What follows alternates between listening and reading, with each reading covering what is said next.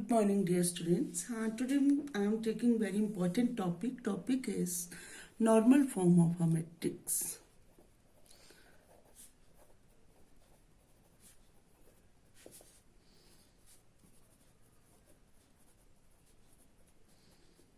Yes, students. These are the normal forms of a matrix. IR, zero matrix, zero matrix, zero matrix. IR is R-road unit matrix, है ना, या unit matrix of order R. ठीक है, zero matrix, zero matrix, zero matrix. और this is you can get matrix of this type, R road unit matrix, and this is zero matrix. ठीक है, और इसमें नॉर्मल फॉर्म है ये सारी, R road unit matrix और this is zero matrix. These all are called normal forms of a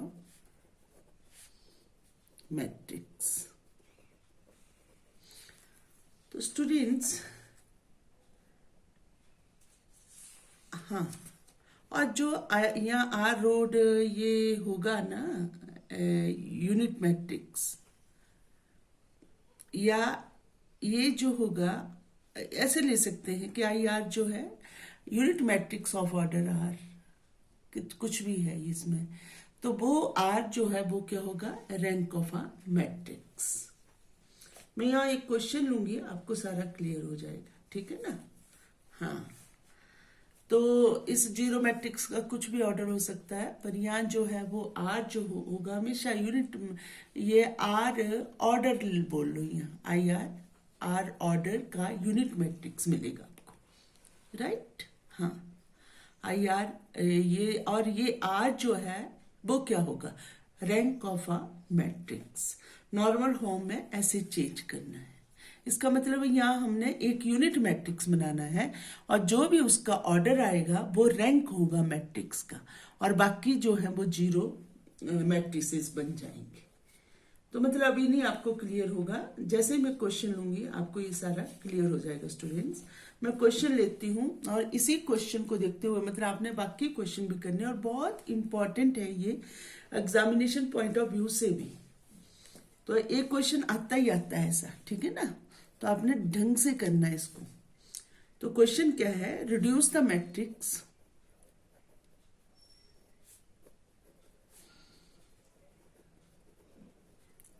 और matrix ले रही हूं मैं. यहाँ फर्स्ट रो है 1 0 2 1. Second row 0 1 -2 1.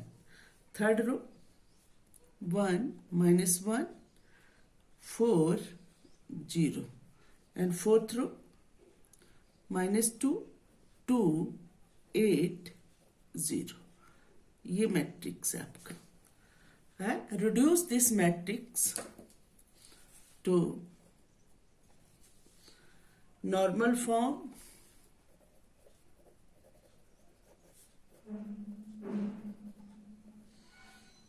and hence find its rank.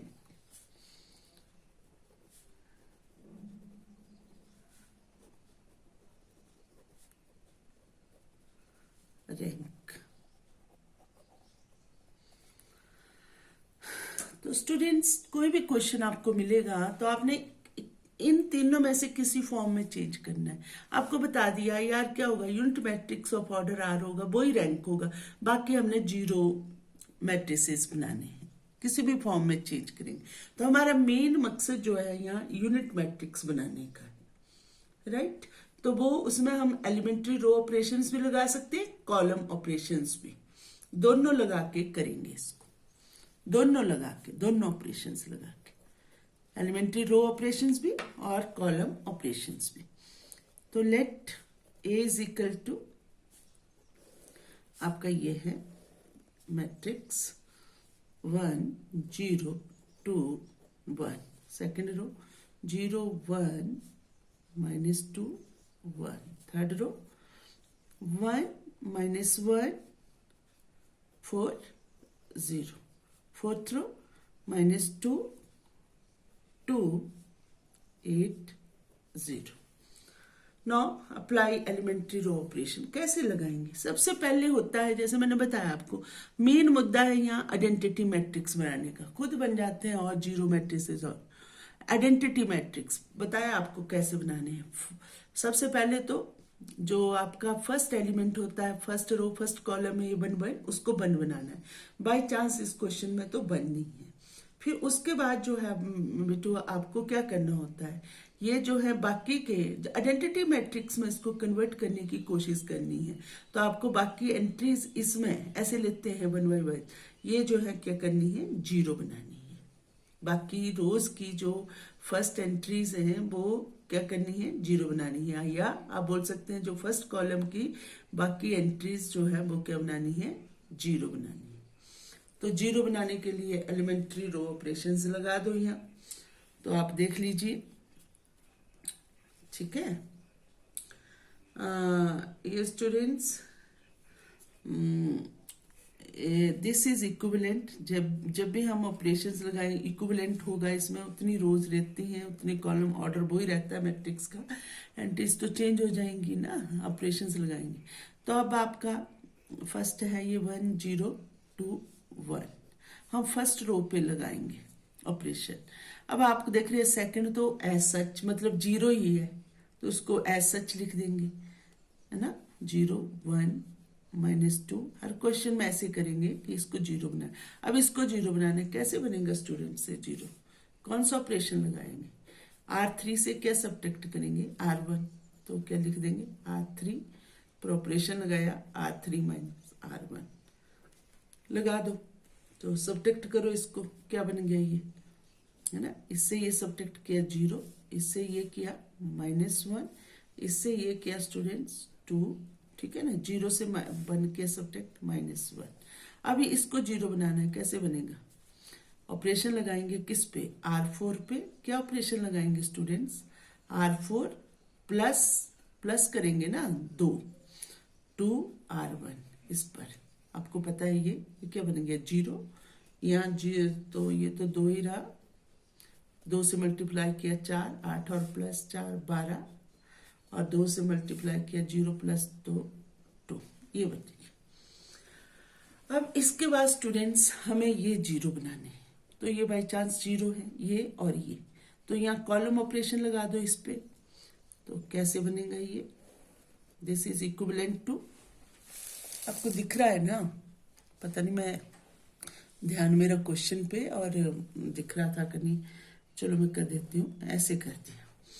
अब इस पे लगाया, इस पे कौन सा ऑपरेशन लगाएंगे, y C2 तो आपका 0 ही है, और यहाँ C3 पर वो ही C3 पर लग गया आपका ऑपरेशन क्या, C3 - 2 C1, और C4 पे क्या लगा स्टूडेंट्स, C4 पे लग गया आपका C4 - C1, ठीक है।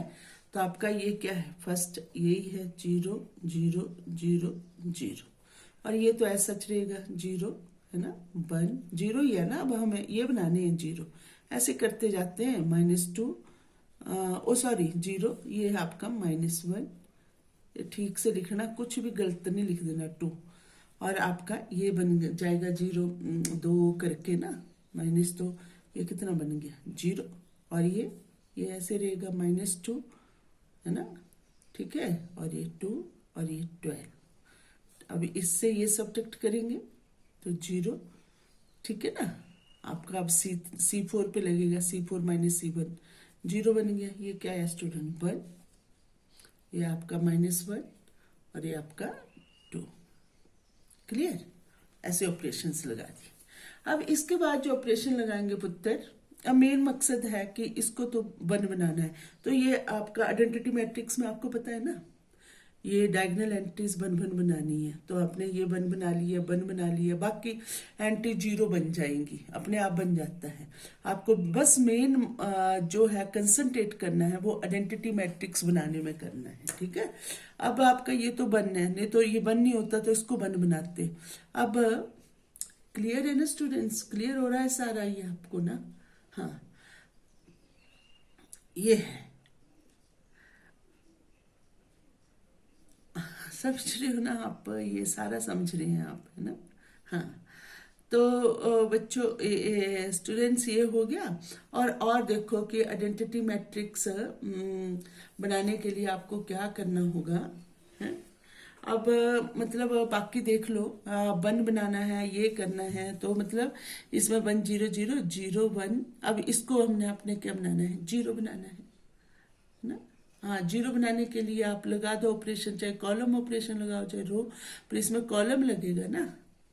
हाँ, इसका फिर आपका जीरो बन जाएगा जब आप इस पे लगाओगे ऑपरेशन। अब C3 + 2 C1। अब आपने आइडेंटिटी मैट्रिक्स बना रहे हैं ना, तो ये 0 0 बन गए, ये वन है। अब बाकी एंट्री आपने जीरो बनानी है, तो बना लो इसको जीरो। कौन सी? बस में यही है, आपने स्टेप बाय स्टेप चलना है ना। आइडेंटिटी मैट्रिक्स में है, इसके बाद ये और इसके बाद इसको जीरो बनाना है, इसको जीरो। आइडेंटिटी मैट्रिक्स बनाएंगे हम, चाहे वो कुछ भी, फिर बाकी जीरो बनते रहे, कुछ बनते रहे। तो आपको पता है इसको जीरो बनाने के लिए क्या करना पड़ेगा, कॉलम ऑपरेशन लगाना पड़ेगा। कौन सा लगाना पड़ेगा? C3 + 2 C2। तो लगाओ इस पे फिर। और आप ये भी कर सकते हो, फिर आपने कोशिश, और हमारी तो कोशिश होती है कि और जीरो बन जाए। तो ये जीरो बनी है तो ये जीरो बनानी है फिर, ठीक है ना? तो ये कैसे बनेगी? C4 - C2। तो लगा दो ये दोनों ऑपरेशंस, फिर देखते हैं क्या बनता है। तो मुझे पलटना पड़ेगा ये। हाँ, तो आपका जब ये ऑपरेशन लगाए आपने तो क्या मिल गया स्टूडेंट्स आपको? जैसे लगाओगे ना तो आपको मिल जाएगा ये कौन सा ऑपरेशन लगा रहे हैं आप भाई। C3 पे क्या क्या लगाया बेटा, मैंने सारा समझाया आपको। C3 + 2 आपने लगाया ये C3 + 2 C2 लगाया ये ना, 2 C2। और दूसरा जो है वो लगाया C4 पे, C4 - C2, राइट। तो आपका क्या बना? 1 0 0 0, ठीक है। और ये बन गया स्टूडेंट 0 1 0 0। आप चेक, मैंने पेज पलट दिया है ना तो नहीं दिख रहा है। जब आप ऑपरेशन लगाओगे ये मिलेगा आपको। और यहाँ बना 0 0 और ये बना 16 0। देखो सारे 0 0 बन रहे हैं। बस हमें आइडेंटिटी मैट्रिक्स बनाना है, ठीक है ना। तो आइडेंटिटी मैट्रिक्स हमारे पास ये बना, पर ये 16 जो है इसका भी तो बन सकता है। बस हमें मेन जो है आइडेंटिटी मैट्रिक्स और जीरो मैट्रिसेस बनाने हैं और कुछ नहीं करना है। तो इसका जब हमने ये किया, अब 16 है, इसका तो बनाना पड़ेगा, है ना। मैंने बोला आइडेंटिटी मैट्रिक्स से जीरो बनना है, तो कैसे बन जाएगा भाई? R4 पे ऑपरेशन लग रहा है या कॉलम पे लगा लो तो C3 बोलेंगे, रो पे लगाएंगे तो चौथी रो है। क्या लगा? हमने 16 से इसको 1/16 से मल्टीप्लाई कर दिया या 16 से डिवाइड कर दिया, एक ही बात है। तो आपका क्या बन गया? 1 0 0 0 0 1 0 0। ये बन गया आपका 0 0 0 0 0 1 0, राइट। अब स्टूडेंट्स देखो, आइडेंटिटी मैट्रिक्स चाहिए होता है, तो हमारा ये 0 0 बीच में है, तो हम क्या कर सकते हैं? इंटरचेंज कर सकते हैं इन रोज को, R3 और R4 को। तो आपका चेंज कर लो इसको, ठीक है ना। जो भी है खुद पता लगता जाएगा आपको कि आपने क्या करना है। R3 और R4 को आप क्या करेंगे? इंटरचेंज कर लेंगे। तो आपका क्या बन गया? 1 0 0 0 और ये बना 0 1 0 0। और ये स्टूडेंट्स 0 0 1 0 और दिस इज ये 0 0 0 और दिस इज बेटू ये 0, ठीक है। तो आपने क्या देखा? और दिस इज इक्वल टू, ये चीज ये इक्विवेलेंट हो गई। अब ये बराबर ही होगा ना, इसको मतलब हम ये लिख सकते हैं कि चीज है। इक्विवेलेंट का मतलब होता है वही ऑर्डर रहता है, पर एंट्रीज अंदर जो है वो अलग हो जाती हैं ऑपरेशन लगा के। पर ये जो है इसी चीज को लिख रही हूं मैं। अब देखो यहाँ आइडेंटिटी मैट्रिक्स किस ऑर्डर का बना, जो मैं IR लिख रही थी, ये किसका बना, I3 का, थर्ड ऑर्डर का बना ना ये आइडेंटिटी मैट्रिक्स। हाँ, और आइडेंटिटी मैट्रिक्स थर्ड ऑर्डर का बन गया। उसके बाद क्या बचा है आपके पास, कितना मतलब क्या बचा है, ये जीरो मैट्रिक्स बचा है ना, कॉलम मैट्रिक्स है ये, तो ये जीरो लिख दिया।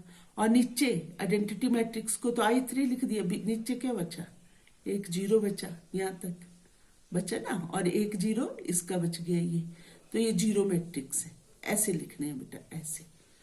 तो इसका मतलब rank of this matrix, rank of this matrix A का कितना हुआ, रैंक रो होता है, P नहीं लिखना।